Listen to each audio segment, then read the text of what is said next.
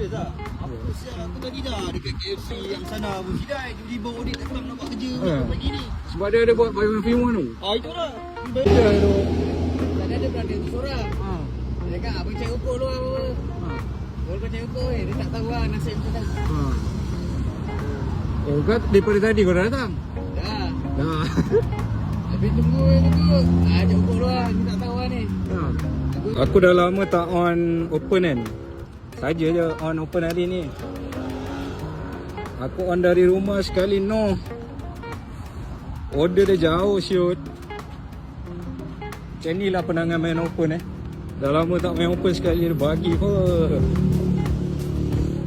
Kau akan rindu hak lah kalau kau tengok hantar macam ni.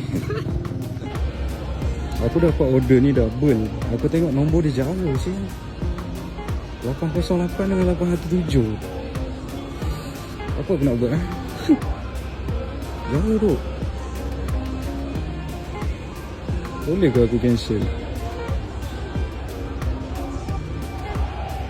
Kau tengok order aku 817, 808, 835.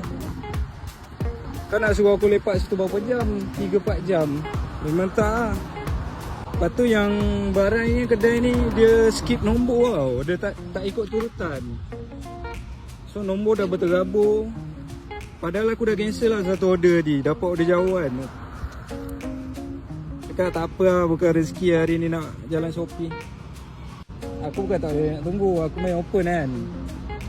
Cumanya aku risau customer tau. Customer tak boleh nak tunggu. Cakap tak apa lah. So aku cancel semua. Aku jalan lah lama view hari ni.